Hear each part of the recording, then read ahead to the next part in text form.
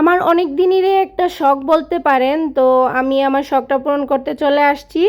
আমি হচ্ছে আমার বাসার রুমে আমার পড়ার টেবিলে বা আমার রুমে একটা ছোট করে অ্যাকুরিয়াম রাখতে চাচ্ছিলাম, যেটাতে হচ্ছে আমি আমার পছন্দ মতো মাছ কিনে রাখবো। তো আমি যে কথা সেই কাজ করতেই চলে আসছি। আমি হচ্ছে আমার বান্ধবীকে নিয়ে চলে আসছিলাম একটা অ্যাকুরিয়ামের দোকানে, যেখানে অনেক রকমের আর অনেক সুন্দর সুন্দর ছোট থেকে বড় অনেক প্রজাতির মাছ ছিল। তো এখানে হচ্ছে আমি আসার পরই আমার মন মতো করে ছোট্ট সাইজের একটা অ্যাকুরিয়াম কিনছিলাম। ফার্স্টেই আমি হচ্ছে প্রথম অনেকগুলাই দেখছিলাম, আর যেই দোকানে আসছি ওই দোকানের আঙ্কেলও অনেক হেল্পফুল ছিল, যার কারণে উনি আমাকে বুঝিয়ে তারপর অনেক কিছু দেখিয়ে আমি কিনে নিয়েছিলাম আর কি। তো যেহেতু যে কথা বলছি আমি সেই কাজটাই করব, যার কারণে আমার ফ্রেন্ডকে নিয়ে আসছিলাম।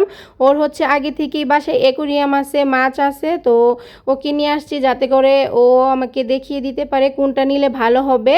তো এখানে আমরা হচ্ছে দুই বান্ধবী মিলে পছন্দ করে একটা মাছ নিয়ে আসছিলাম, যে মাছটা অনেক দিন থাকবে আর অক্সিজেন ছাড়া থাকবে আর কি।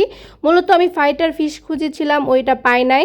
তো আমার পছন্দ মতো এখানে একটা হচ্ছে ছোট অ্যাকুরিয়াম নিয়ে আসছি, আর এখানে অনেকগুলা কালারফুল পাথর, তারপর হচ্ছে মাছের খাবার, আরও অনেক কিছু টুকটাক নিয়ে আসছিলাম। কালো গুঁড়ার মধ্যে পাথর, তারপরে সাদা পাথর, এই যে আমি এগুলোকে ভালো করে ওয়াশ করে নিয়েছিলাম 2-3 বার করে। তারপর হচ্ছে এখানে আমি সুন্দর করে এখন সাজিয়ে নিচ্ছি আমার মন মতো করে বলতে পারেন আর কি।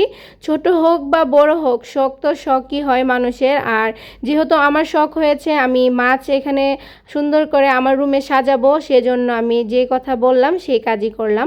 তো আমি প্রথমে একটা মাছ এনেছিলাম, তারপর আবার ওর জন্য আরেকটা মাছ আনছি। মানে আমার কাছে মনে হচ্ছিল যে একটা মাছ একা একা ভাল লাগতেছিল না, সেজন্য আমি আরও একটা মাছ আনছি। আর এই মাছগুলোর নাম কি আপনারা কে কে জানেন, কারা জানেন আমাকে কিন্তু জানাবেন আসলে এই মাছগুলোর নাম কি।